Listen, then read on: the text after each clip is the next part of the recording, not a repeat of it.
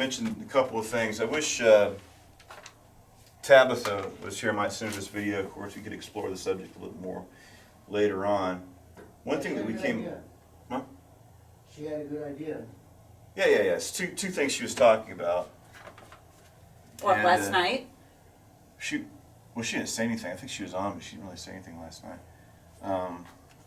The two subjects that she brought up, and this did come up yesterday, and one is about John as a priest, and the other one was the women who followed Yeshua. Just write it all out. I want to talk about this a little bit. Is the camera on? Are you? Yeah. Are we rolling? Yeah, we're on. So I got my book on. This is Abdius of Babylon. We've seen it about. This is the traditional stories. A lot of people are interested in that. It's like what happened to the 12. And Eusebius has a lot of material. Eusebius. And Eusebius is writing around the year 325. And he's considered the father of church history because no one before him really tried to write a comprehensive history. And he included in his book a lot of ancient Jewish Christian sources as well. So it's a very important work, and I read it years ago. Probably worth reading again. So when was Josephus then? Josephus is much earlier. Josephus wrote around the year 90. With the So Romans. Eusebius, you're saying, is more comprehensive and more... No. Okay. Let's talk about... Actually, if you're studying the history of, Christianity, the church, if that's what you want to call it, and it's like, probably better terminology, it's hard to think of. It's the assembly of the Messiah, but it's like... Yeah, I wish they would, I guess the word Christianity, you really were followers of Christ, and Right. they threw on that word Christianity, Christians. So let's start with Josephus real quick. Yeah, that's what they called us. We didn't call ourselves that. So Josephus might have been born around, I think he was born around 36. So during the Jewish war against Rome in the year 70, he's a participant in all these events. He switched sides though, didn't he? Yes, actually, I have this book here, and I'd recommend it. I lost my copy, and I searched high and low for it, and I finally found it. And this is entitled "The Jews in the Time of Jesus: A History" by Peter Connolly. And it's got a lot of good some illustrations in it based on archaeological research, maps, some. Just everyday aspects of life. Like this is a Roman bath, I guess. It's like how where there's Masada. This is Herodias, the Herodium.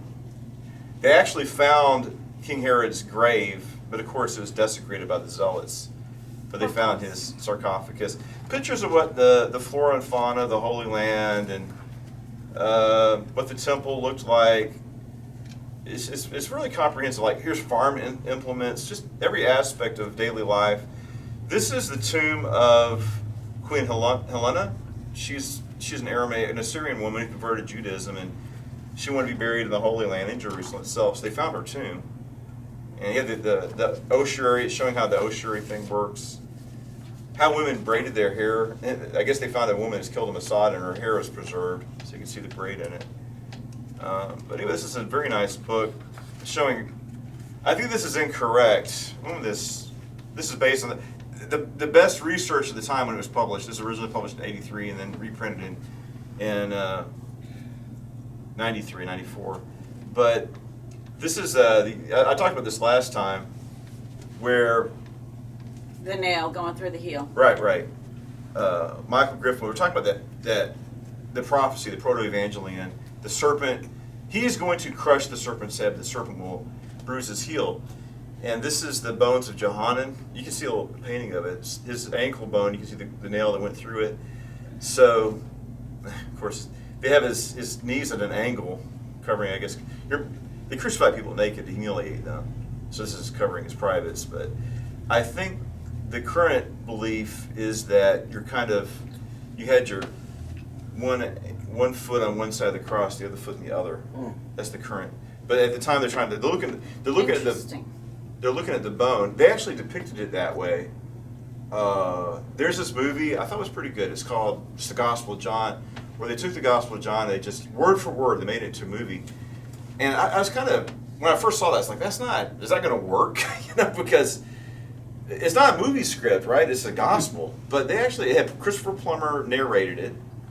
The guy that played Jesus ended up being a major cast member on that Lost series is on TV for a long time. But it's a very well done film, and the only thing is they show the Temple Mount, but I guess it's obviously Matt Payne. They could have done better angles at it, but it's a good film, and it shows the crucifixion with Jesus in that position, but of course with a loincloth, which he didn't have because you don't want to. People aren't going to accept accurate depiction of a nude Jesus on the cross. But this man's nude, but you can't see his privates but this is what they thought at the time. But now they think it was like their legs are side straddled. But anyway, this book also. So like 9 and 3. What do you mean? Well, kind of like the Vitruvian man. You know how like his legs are kind of spread apart, hands out, legs are spread apart. So the trunk is there and foot on this side, foot on this side. Like I said, so like at 9 and 3 on the clock. Well, let's just do a 9 and 3. O'clock. 9, 3. So now they've. Well, you're 9 and 3 is 2 here. He'd be doing the split if he was up at a 9 and a 3. Kind of works. 9 and 3 on the if It the would be pole, more of a if you're looking down the pole with the face of the clock, you'd be at 9 and 3. more of 5, 7. Well, this is. Then you'd be wrapping. Yeah, around. the feet would be wrapped Wrapped around. around, yeah. See, 5 more of a 5, 7. Yeah. Okay. So it Do you see what I'm splays saying? it splays you open. Yeah. Yeah. So more of a 5, 7, not yeah. a. Yeah, but it's almost a display more than just Your genitals are exposed. Unless they're trying to humiliate you. And like you say, no loincloth yet. Yeah. Yeah, but that's what they think. Somebody get me a loincloth. They think the foot was like along the cross, and the nail is put through the ankle. Both your feet are like this.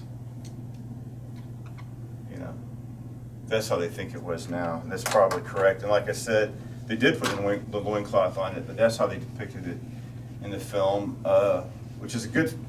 I think that's probably because if you think about it too,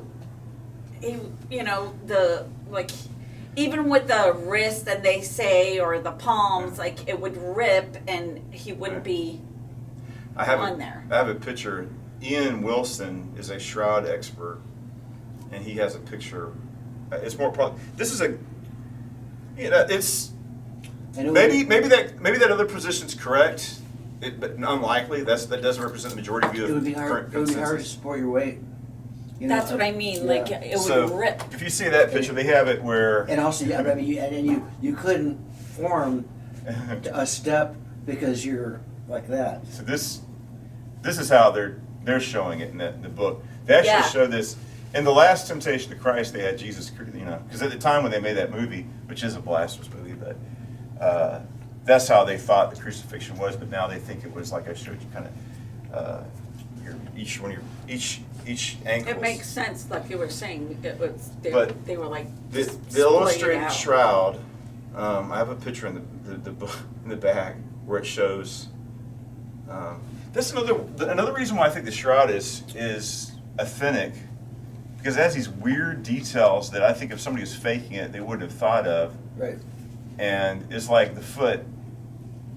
It's like that's how that. Who would think of doing something like that? It's like, well, how come you can't see the whole foot? Because the cloth was covering the top of the foot this way, and the other cloth was over that way. And it's like if somebody's faking it, and just doing a painting.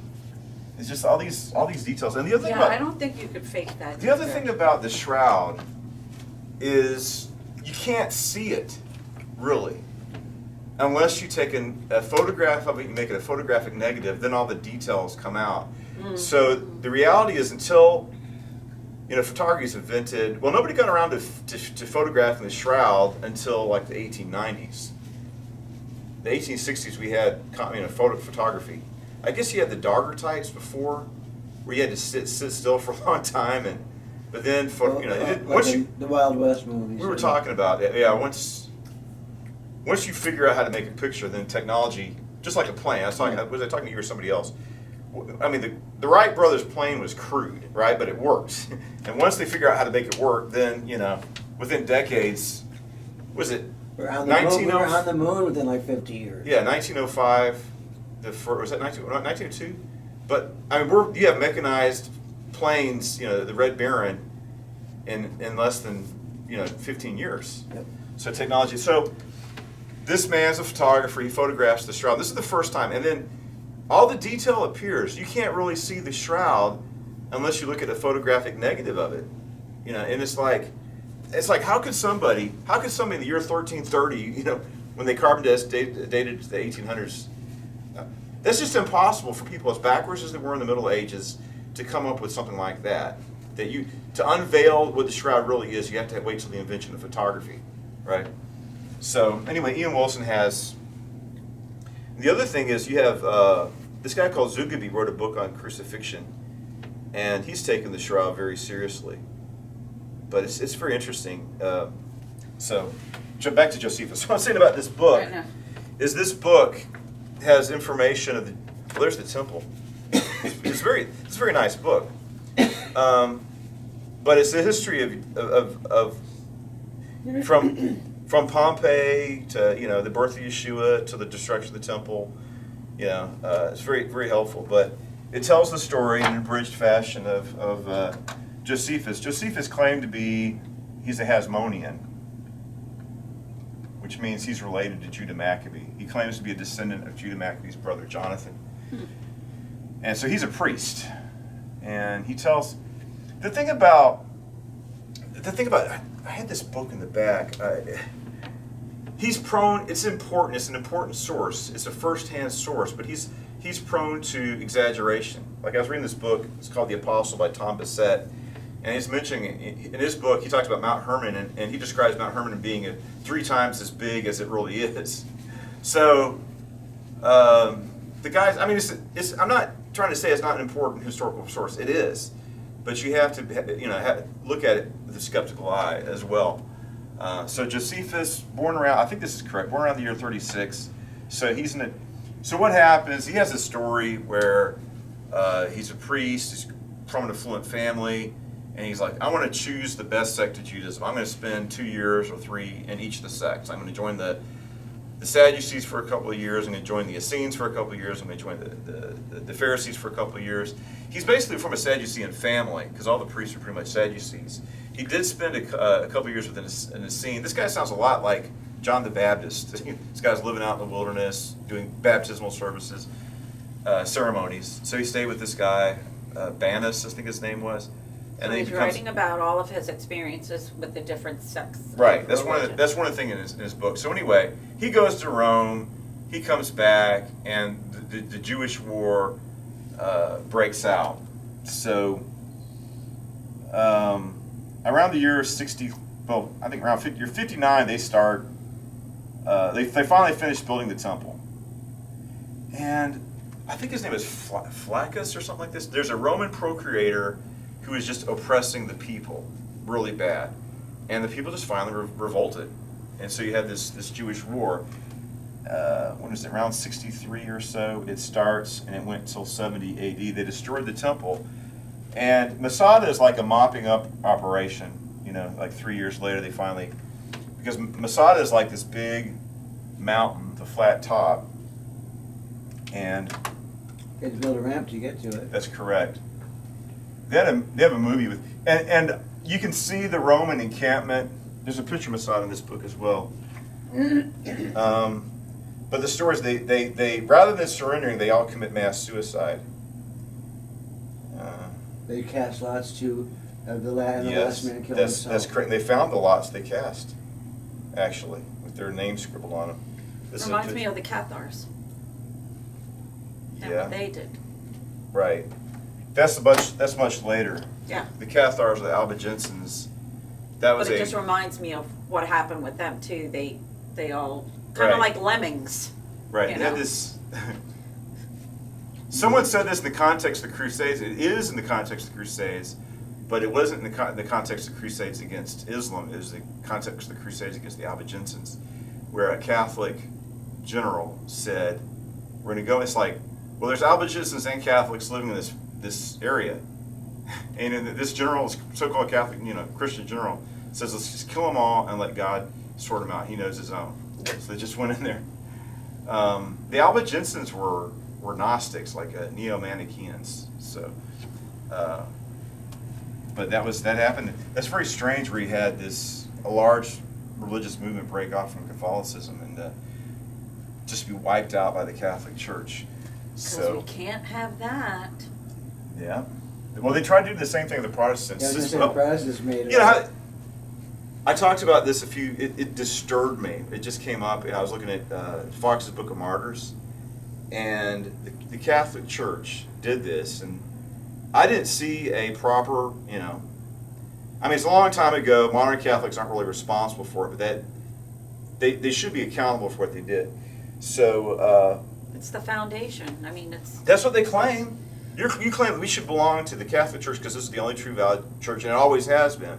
So what happened is then you had the Protestant Reformation, and there's a large Protestant community in France, and they're having these wars of religion, and they're trying to they invited the Protestants into Paris. They're going to have two royal families married. They're going to have peace negotiations.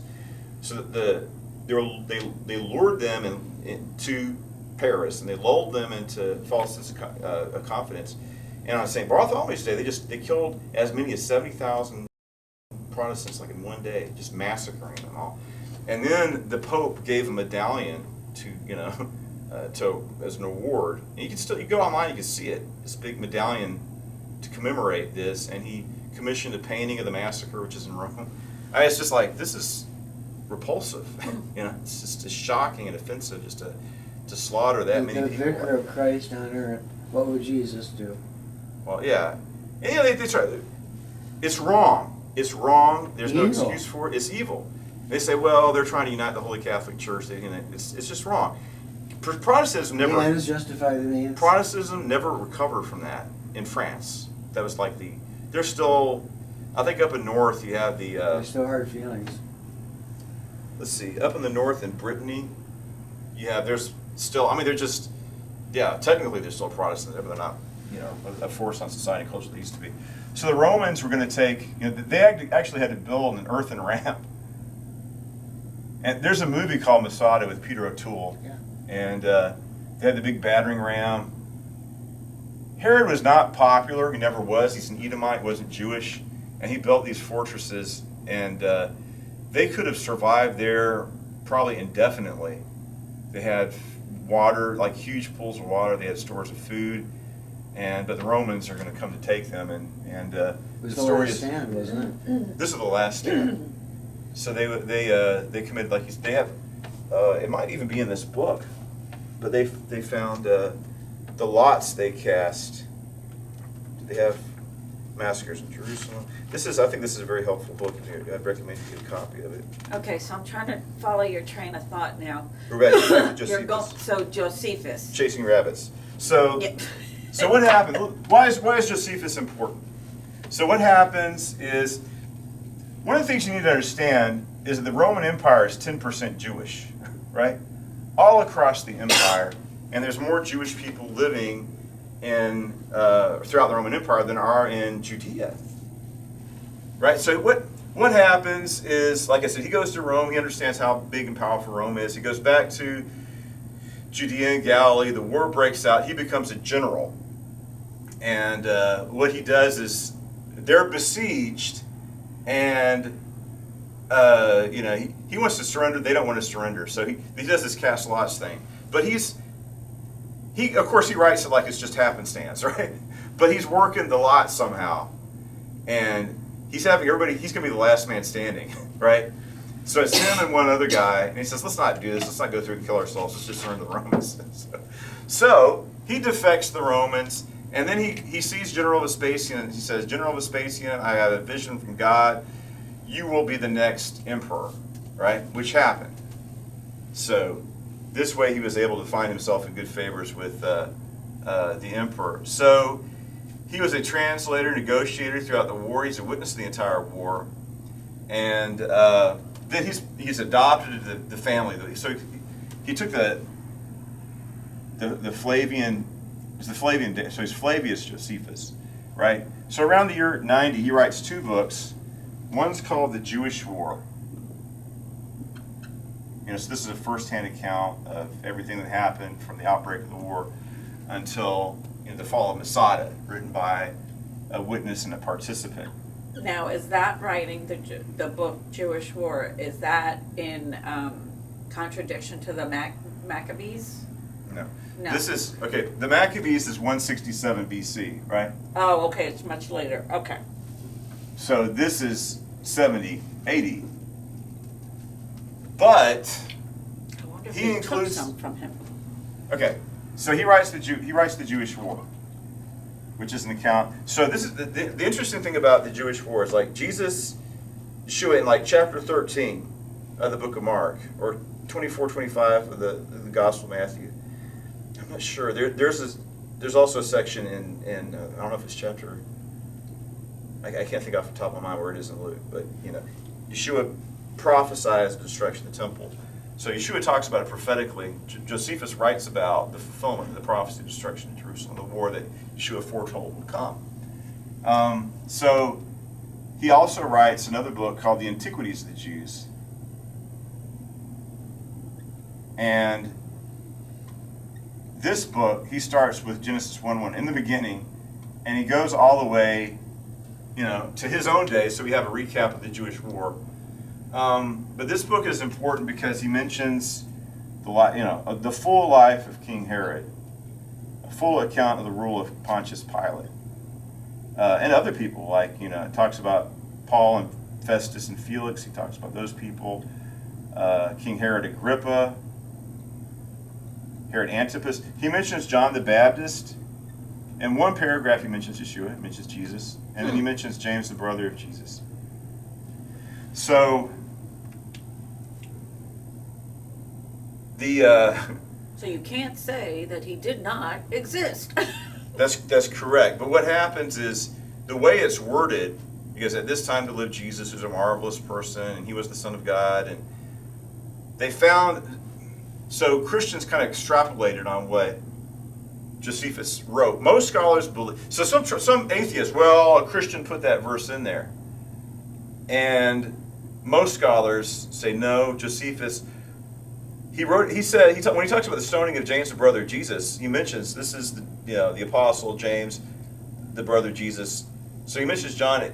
So the verse about they found a version of Josephus. I think it's the Arabic translation, which is more at this time there existed Jesus, who's a worker of marvels, and he attracted many followers. Some people said he was the Messiah, and he was betrayed by our elders and crucified. But his disciples say that, he rose again from the dead 3 days hence, and his disciples still exist to this day. That's probably what he actually said, right? But in some Christian versions, they have Josephus saying that Jesus is the Son of God. Josephus probably wasn't, he's a Pharisee. He wasn't a Nazarene, right? So he didn't place faith, at least not publicly. So he probably had a more neutral description of Jesus. But you say he studied with all the schools. Yeah, I was going to say. Yeah. So you have there's he other tried to be unbiased and objective, and he tried to be quote unquote scholarly. Right. Suetonius and Tacitus and Serapion. So there's other contemporary people who mention Jesus, but this is important because, like Jeannie is saying, there are some of these atheists try to say that Jesus didn't even exist. Mm-hmm. And there's a scholar. He's kind of a liberal now. He started off as evangelical, went to Princeton, but he lost his faith. He'll do it. Yeah. Princeton, hello. So, people are all hopeful for him. It's like, okay, you're good at academics, you can write well. We need to have a Christian out there engaging with the world and advocating for us in academia. I just think the guy's sold out. He's debated with Dinesh D'Souza. Dinesh is like, okay, why don't you tell me why you lost faith? Why? well, there's suffering in the world. How could a good God? And then Dinesh says, okay, what kind of suffering are you talking about? Well, I see, suffering around the world. So not suffering you experience, but suffering that exists in the world. And Dinesh goes, I'm from India, and I've been to India twice. And it's like there's a lot of suffering in India, and those people are not atheists. They're very, very spiritual, religious Have people. more guys than anybody. Right, and it's like, so you haven't suffered. Oh, in fact, Bart Ehrman's like, I have a great life. Because since he denied the Lord, he gets all kinds of gigs, and they're publishing his books, and Jesus talked about, woe unto that man who, I'm going to sell my soul out to inherit the world. That's what he did. It's like, I'm not going to have a good career advocating for Christianity. I'll be more successful if I go against Christianity. It's more popular. He made this calculation as mine. I'll be rich and famous if I can, as a scholar, and I used to be evangelical and Christianity is not true. And it's true. Political correctness. In this life, it's worked out for him that way. But he's going to stand before the judgment seat of Christ. That's right. So anyway, all the atheists are like, oh, this is great. Bart Ehrman, he's waging war against the Bible. And they're saying, okay, Bart Ehrman, we want you to have, we want you to just to tell people that Jesus never existed. It's all made up. It's all a fantasy. And Bart Ehrman, as bad as he is, it's like, no. He goes, Bart Ehrman says, I don't believe in Jesus, but such a man existed. It's a historical fact. So he wrote a whole book about proving that this is not, that somebody named Jesus lived and people believed in him and followed him. So even though Bart Ehrman is now an atheist, is working against the church, he's affirming that Jesus actually, because I think I got his books. I don't know, he's a good writer, but he's, I think he just sold out for money, honestly. So what is all this about Josephus? So in the Antiquities of the Jews, like I said, he tells the story from, the creation in the Garden of Eden all the way to his own day. So he does tell about the story of the Maccabees, but mostly what he does is he takes first Maccabees and just inserts it in there word for word. There is some unique information that probably comes from family tradition that he included as well. So this is who Josephus is and why he's important. And then you're talking about Eusebius. So Okay. does Eusebius take from Josephus? A little bit. Okay. So he mentions Josephus. So as we can see here, Josephus is a contemporary of the 12 apostles, and he mentions John, Jesus, and James, right? And he mentions Herod, Pilate, people who are minor characters in the New Testament. He gives like fuller biographies of these people. Pilate. So this is an expanded. So this is a very important source, and Because it's historical. right. He expands our knowledge. Without Josephus, we probably know a lot less than we do, and both of his books are rather long. Yeah, I've seen him quoted all my life. Yeah. So this is right. We're trying to get To Eusebius. right. So Josephus. So he's writing around the year 90, right? And what he is, now the Jewish people kind of hate him now. It's like, well, he's a traitor to his own people. Why was he? You have to understand another thing. He's writing propaganda too, because the Roman Empire still has a large Jewish minority, and they need to placate them, right? Oh, the Romans aren't bad guys. What happened is they were just bad leaders in Judea. It's their fault. They brought them. These people are so bad. Judea in fact, it was God's judgment on them. And we tried to stop the war. There's certain things Josephus actually lies about, right? I mean, Well, I think But he has Roman masters. he's trying to tell the truth to a certain Right. extent, but he's playing both He's sides. working Right. mainly for the moment. Yeah, Because I mean, that's it's like what- politics, he's Right. playing both sides. He's so And he's only got his life to lose. saving his own, right. you know what? So this Once is again, yeah. destruction of the temple depicted here. The fact of the matter is, he makes it seem like, oh, whoopsie, Titus said don't destroy the temple, and some Romans went and started a fire in there. They worked against him. The fact of the matter They is, were warming their Romans hands. were going to. The only way you can save the temple is negotiate a surrender when the city's being besieged. If the Roman armies have to take the city, they're going to destroy the temple. Well, and Right, they that's just what's going to happen. And the fire had caused the gold to melt in between the stones is why they pulled the stones apart to get the gold. Well, there's some truth to that, but like I said, even today there's these huge stones from the temple. There's like a guy standing right here.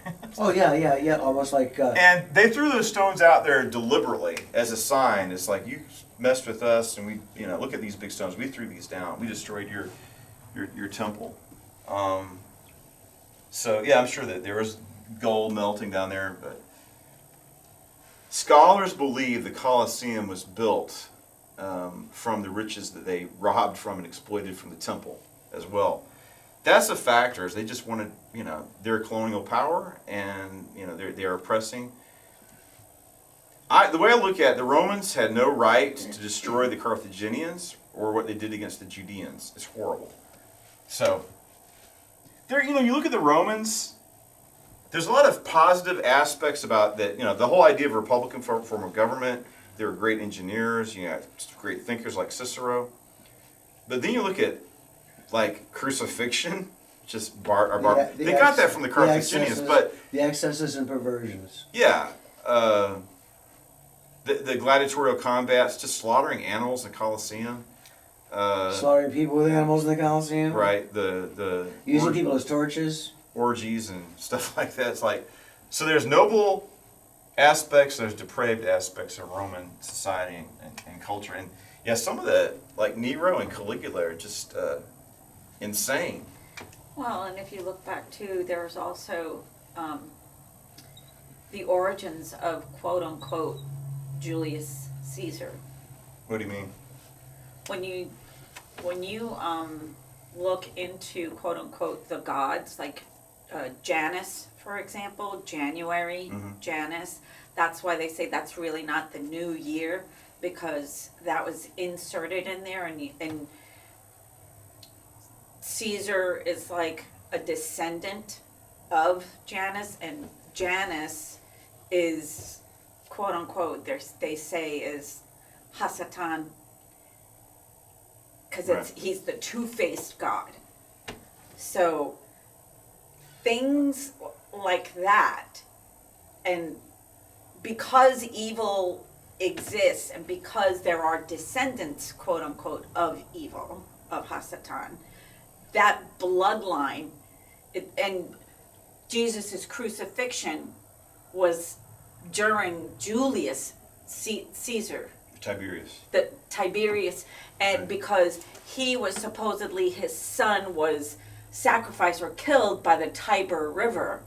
So that's where the Tiberius Caesar comes in, because there's many different Caesars, and it just so happens that Tiberius was the one that took part in Yeshua's crucifixion, because of the lineage of Janus, the two-faced god, and Hasatan. It's hard for us to take these things seriously, but Julius Caesar claimed he was descended from Venus. That's like, I am the descendant of Venus, the Roman sex goddess. But, yeah, so like all these, so it was Tiberius that I was going to say, not Julius. So there's many different Caesars, so Tiberius was the one that had the connection with the crucifixion of Yeshua, and Tiberius was the one that was allegedly killed. Julius Caesar, I think he had a daughter named Julia, and she passed away. I don't think she had children that survived her. And then he had Caesarion, supposedly through Cleopatra. Cleopatra claimed that she had a son by Julius Caesar. He wasn't in a sexual relationship with her. I think that's pretty established. So this is supposed to be Julius Caesar's son, Caesarion. And so he's killed because Julius Caesar is trying to destroy the Republic and have himself established as king, as dictator. So he, in his will, adopted his nephew, Octavian, right, as his son. So he's his son and heir, but this is his nephew. So then Julius Caesar had Mark Antony, who was a distant relative, like a cousin, and so you have this. First, Octavius and Antony have to destroy the Republic. They kill Cicero. They kill, they call it a proscription or they pretty much killed anybody that believed in democracy. It's a long list of names, sent soldiers out there. Anybody that believes in the Republican system, kill them. So he has himself. Then Octavian changes his name to Augustus. He's Augustus Caesar. And then he marries Livia, and Livia's son is Tiberius. And I don't think Tiberius had a son either. And Caligula, these are all, well, they made that Notice how depraved. they always have like August, October. It's Yeah, all yeah. about, Right. July is Julius. Junia, I think they're family of Junia, the Junian family. Augustus is Augustus Caesar. Now it's kind of funny now. It's like October is 8, November is 9, December is 10, but that's not. They messed all that up. They messed We're the supposed to calendar have up. 13 months, not 12. Right. And So- January is really not the new year. And that's why I don't really celebrate the new year too, because if you're celebrating and making wishes and resolutions, you're worshiping Janus, the god. Yeah, this is all. I think this is all historically important. Yeah. And understanding what's going on in the Gospels. This is when Yeshua appears. So let's get back to Eusebius. We're not gonna have a lot of time. So this is the year 325 that he's writing, and you have the the Edict of Milan, and this is when Constantine says no more persecution of Christians. And what is that? They had the Battle of the Malavian Bridge. He claims he saw that what he saw in the heavens is probably what they call the Chi-Rho symbol, not a cross. It was this symbol. And this is because this is Christos. That's how they say it. Christos, right? So this is the symbol he saw in the sky, put on his shields. But Rome didn't really become an official. I think it's the year 471, around that time. One of his heirs becomes the first. So this changed church history, because you have the Roman emperor that stops. So Eusebius takes this time, because what happened is you'd have some terrible persecutions, then you'd have a Roman emperor who would not enforce the persecution, so it just went back and forth, right? You'd have lulls in persecution, you'd have terrible, it was a very uncertain time, and a lot of terrible persecutions, and that was something that really, had an impact on me reading when Eusebius talks about, Christians being fed to the lions and other horrific persecutions that went on, and when they went on. So this is Eusebius. So we can see the obvious historical importance of Josephus as a contemporary of the apostles, writing about that era. A lot of detailed information that's not in the scriptures that helps expand our understanding of that era. So then Eusebius, it's like, well, persecution's been officially ended supposedly for good, so I'm going to take this opportunity to write history of the church from the apostles' time till today, which is for his day, which he ends it with Constantine supposedly converting to Christianity. So and he incorporated a lot of Jewish Christian traditions in it as well. A lot of the further Acts of the Apostles are found in Eusebius. I have the copy of his book over here. This is an illustrated edition, which is kind of handy. But nobody wrote anything like this. Just like this other book. What is that, Paul what? Paul Meyer is the translator of this, but this is an illustrated edition where he puts a lot of photographs of the sites. So the apostles, You okay? like the first 15-20% of the book, but a lot of it's after the apostles passed away, what happened. So it's a very, very important source. So now we're running out of time. That's okay. Tabitha had two questions. John the priest and the women who followed Yeshua. Right. Well, we'll close with this. So,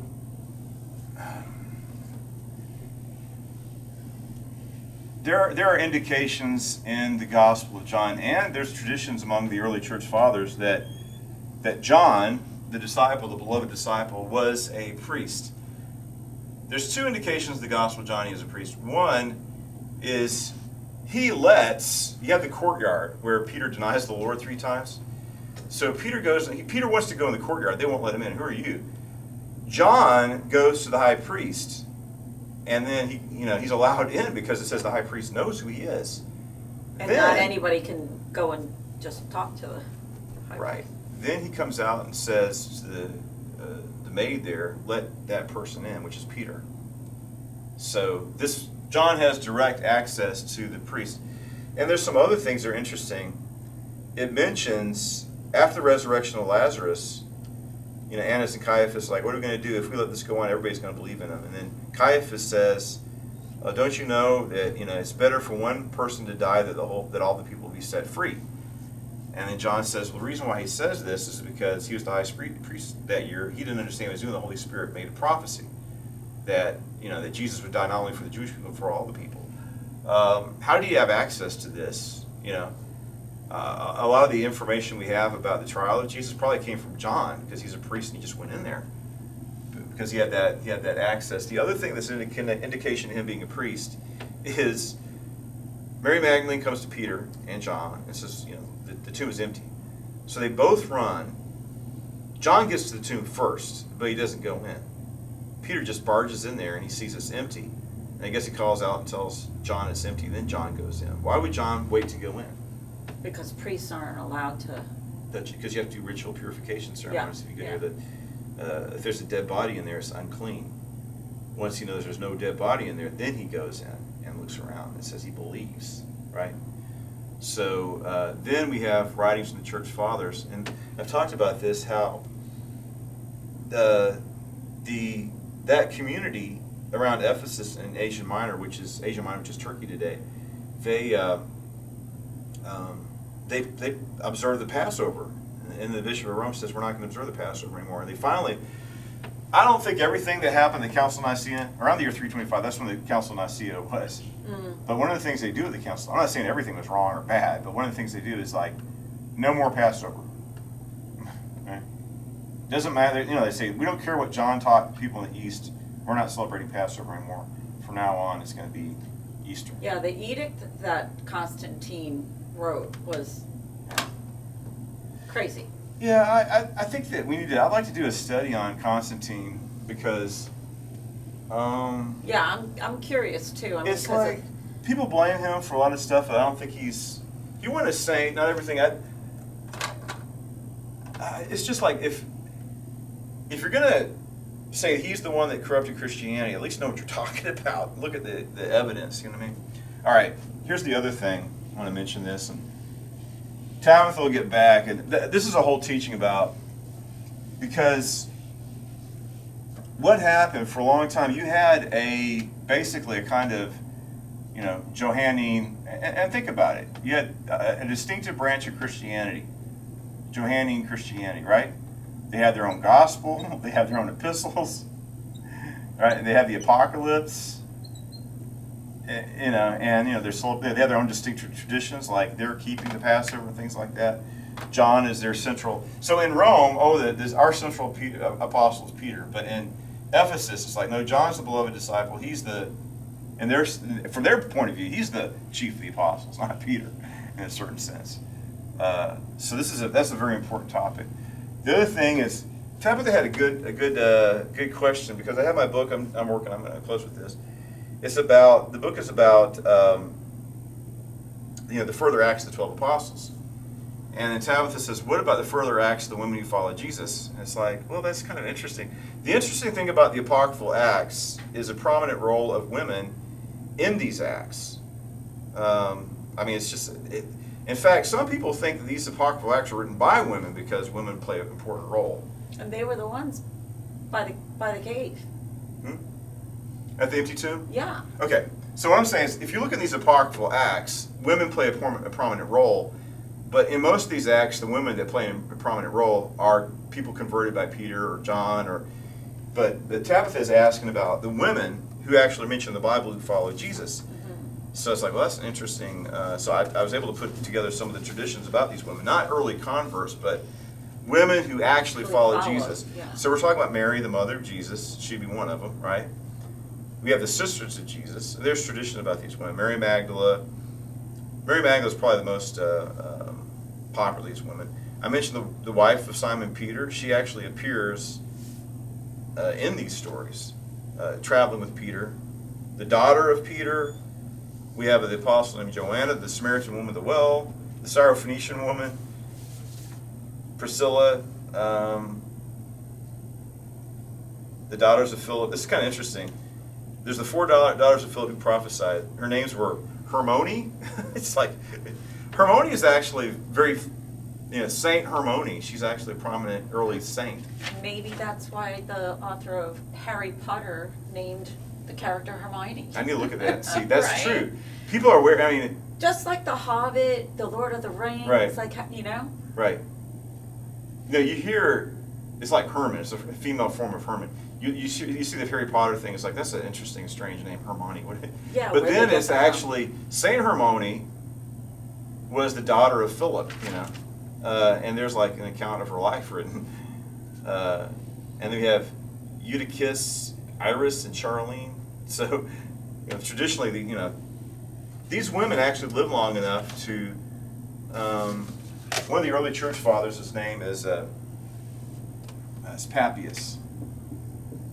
We don't have his book anymore, but Papias wrote a book called Discourses on the Oracles of Our Lord, right? And we have fragments of the book, but what Papias did is he interviewed Hermione. H-E-R. Yeah, I thought that was very interesting because those movies, Harry Potter and books, and you have that name in there, and it's like, that's interesting. That's the name of Philip's daughter, the prophetess. And too, back in those days, women didn't really have much status, and nobody would really read if the women actually wrote. So maybe, how like we have ghostwriters, maybe some of the men who did write, wrote for the women or used their names. Right. It's kind of interesting. It's like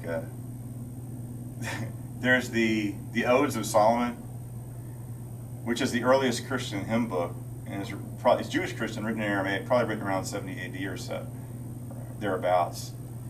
And it's got a lot of feminine imagery. It's like reading this. It's like someone was reading it. It seemed kind of bizarre. It's like about a woman's breast, and the Holy Spirit's like being nurtured. Just a lot of feminine. So that's like, okay, this is a hymn book. Here's what I think. I think this man was married, or there's females in the choir. It's like, I think He's there's really a in voice touch with his feminine side. No, he must have. I possibly, but I think that we hear the voice of. No, this is not. I don't think it's. There's nothing sexually perverse or transgender about it. I just think that. Is he in touch with the feminine side? I think the more logical explanation is Well, some people might say that, but what I'm saying is it's very possible that, quote unquote, there were ghostwriters, and maybe some men that the women were friends with, wrote for them. I was looking at this book. It's right behind you. It's the Ethiopian version of. You see at the very top there in the back. This? No, further back. That's the God the higher right. So you have these. It's kind of interesting. Saints of Africa. Yeah, it's not the name of the book. It's just a cover. But the interesting thing about this is it's called a colophon. It's a word for it. A colophon. So sometimes a scribe finishes writing a book and he says, "This is." What's this like? My name is Wafafa. It's. Most of the scribes are men, but every once in a while, I was reading this, is a female. She says, I, Sister Wafafa, whatever, wrote this. May the Lord bless me in my hand for being. So there were female scribes. Of course, this is much later.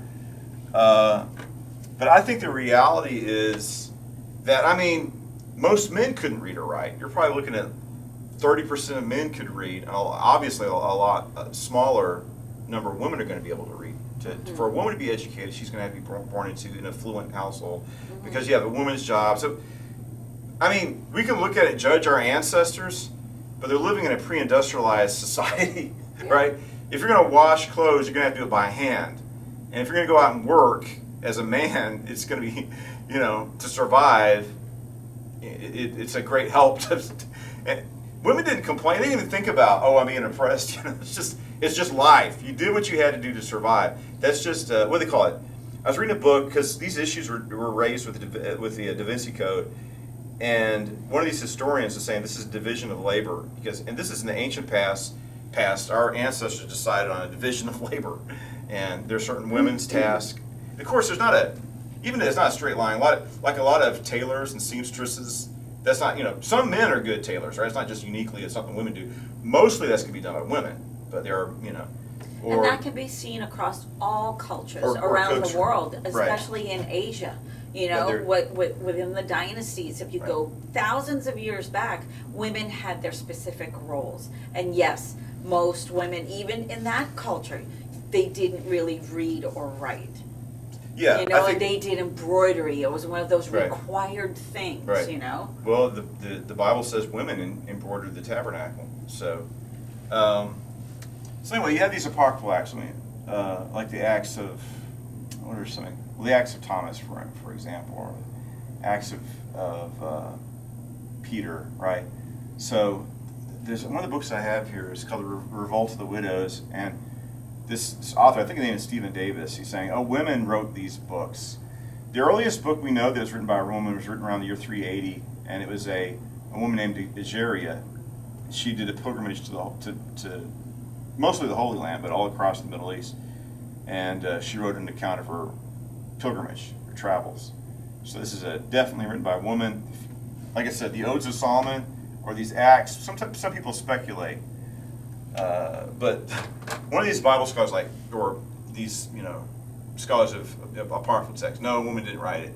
But what I'm thinking is okay, maybe what if a woman didn't write it? Maybe a woman was like a matron or patroness, right? She paid for it to be written. Right. Maybe it's like this literature is written for a female audience, and it's just because Or I am going to tell you and recite to you the experiences that I went through and that I witnessed, and I want you to write it down. Right. Some of these apocryphal acts, they think contain oral traditions. Stories that people's grandfathers or fathers told them. It wasn't written when anybody knew the apostles, but their fathers did, their grandfathers did, and they told them about the apostles. So that's oral. Yeah, lots of oral tradition, because like you said, there weren't a large population, even among men, that could read and write. Right. And that goes through all cultures and too, with the oral tradition. Books were often read. Sometimes, you get somebody read books to people. That's just how it was done. All right, well, I guess we'll close there. Are these people gonna? They might have to cancel on us, so we'll just do what we got to do. Let's see. Yep. Pray for Joyce's father is in his 90s. Yeah, and he had a mini stroke. Oh, goodness. Let's see. David Diaz, Joyce's dad, is at the Spoon Corpus Christi Hospital on Shoreline Drive. This is today? This just happened? Yeah, he had a mini stroke. Keep him and his wife. They're down there, so hopefully it's okay. Better that they're there for this, yeah. Yeah, he just had a mini stroke, so it's not a major stroke. Stroke's a stroke. It's not good. Faster they get to it, they can. Yeah. Yeah, so he's getting care. This is the book I was looking for earlier. This is Sean McDowell's The Fate of the Apostles. Sean, S-H-A-W-N or S-E-A? S-E-A-N McDowell. This is Josh McDowell's son, and he looks at each of the accounts of the deaths of the 12 apostles. He tries to examine if it's historical or not, and how much certainty can we have on its historicity. But in the back of this book, I wrote notes about Johannine Christianity, like this unique. I'll talk about that at a later time. This unique. Well, we adopted this community had the Gospel of John, 1st, 2nd, 3rd John, and the Book of Revelation. That was incorporated to our Bible, but it's kind of like a distinctive branch of Christianity that died out or was subsumed into greatest Christian world, greater Christian world. But this is an interesting subject to explore about John the Apostle.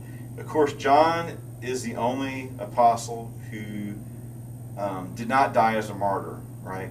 He died of old age. But he was tortured and survived. He should have died, but survived miraculously. Torture. The oil, right, or something? Well, there's two traditions. I'm sure they're probably both true. One is he was, they arrested him in Rome, and they were going to execute him. They threw him into the vat of oil.